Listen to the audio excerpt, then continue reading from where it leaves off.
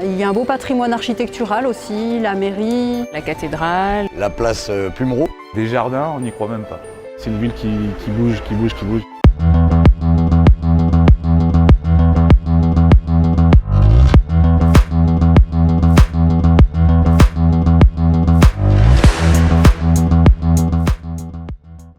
Et oui, vous l'avez bien vu dans cette introduction, cette fois-ci je vous emmène bien plus au nord que Nice ou encore Aix-en-Provence. Je suis Stéphane Briand et je vous emmène pour ce nouvel épisode de 5 minutes IMO à Tours. Pour tous ceux qui nous rejoignent, 5 minutes IMO, c'est votre rendez-vous immobilier pendant lequel je décrypte pour vous 2 fois par mois une ville et son potentiel d'investissement immobilier. Je vous emmène donc à Tours, une belle ville historique de l'ouest de la France sur les rives de la Loire et du Cher.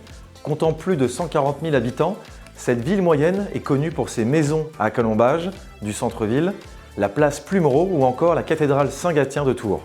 Elle est surtout située au cœur du plus grand site français inscrit au patrimoine mondial de l'humanité, le Val-de-Loire. Vous l'aurez compris, Tours est un site touristique sans précédent, forcément historique, mais pas que. Voyons donc ses atouts pour vous, net investisseurs.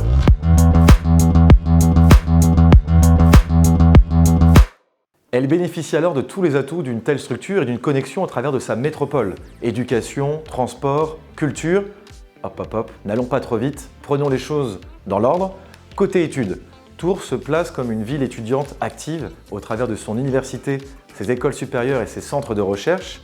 Elle accueille en moyenne un peu plus de 30 000 étudiants par an et l'animation festive n'est pas pour leur déplaire. D'un point de vue économique, Tours n'est pas en reste grâce à ses pôles de compétitivité. On peut citer forcément et bien évidemment la Cosmetic Valley, à ne pas confondre avec la Silicon Valley, et Elastopol, qui sont aujourd'hui les sites les plus connus et reconnus.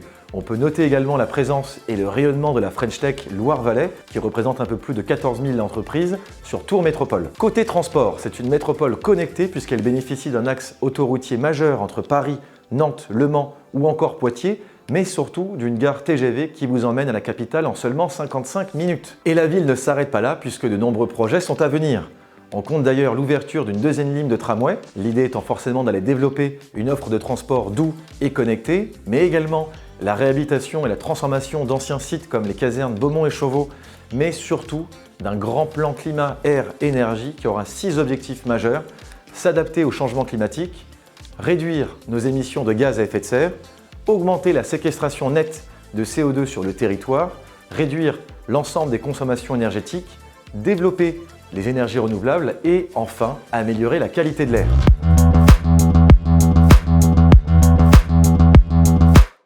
Mais alors, que trouver pour contrebalancer ces nombreux atouts? Eh bien, il a été difficile d'aller trouver des inconvénients pour un investissement immobilier réussi à Tours et sa région. Néanmoins, ce que l'on pourrait tout de même citer, c'est que Tours reste une ville de taille moyenne, avec ses inconvénients et ses avantages. Et Tours, hélas, reste une ville voisine d'Orléans qui aujourd'hui plaît énormément aux investisseurs immobiliers. Mais néanmoins, Tours reste aujourd'hui une ville plus qu'intéressante en matière d'investissement immobilier.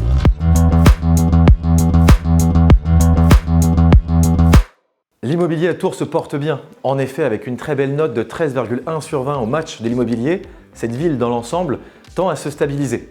Pour investir à Tours, il faut compter un prix moyen du mètre carré aux alentours des 3 000 € pour un appartement, 3 500 € pour une maison.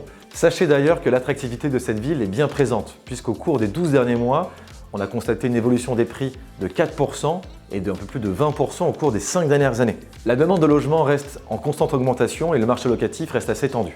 La rentabilité locative moyenne est de 5,5% pour un parc immobilier composé essentiellement d'appartements, un peu plus de 80%, et 20% pour les maisons. Là encore, comme pour Aix-en-Provence la dernière fois, nous avons plus de locataires que de propriétaires. 65% de locataires contre 35% de propriétaires. Donc forcément, des éléments qui sont assez propices pour un investissement immobilier réussi. Alors maintenant, mon avis par rapport à cette ville de Tours est forcément, est-ce qu'un investissement immobilier serait réussi? Très sincèrement et en toute objectivité, oui, et ce pour plusieurs raisons. Tout d'abord, comme je l'ai expliqué, on est aujourd'hui sur une métropole de taille moyenne, connectée vers la capitale, avec un vrai bassin d'emploi, avec de vrais pôles de compétitivité, mais également un prix immobilier soutenu dans l'ensemble, et en face de ça, un parc immobilier propice à l'investissement immobilier. Par conséquent, et ça reste mon avis d'expert, Tours aujourd'hui est une vraie carte à jouer en termes d'investissement immobilier locatif.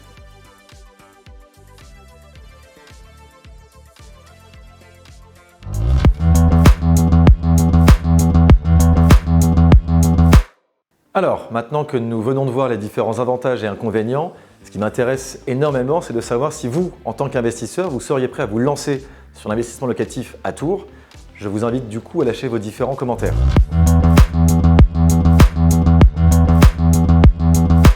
Merci énormément à tous d'avoir pris le temps de regarder cette nouvelle vidéo Ville Invest. N'oubliez pas de liker et de commenter et je vous dis à la prochaine.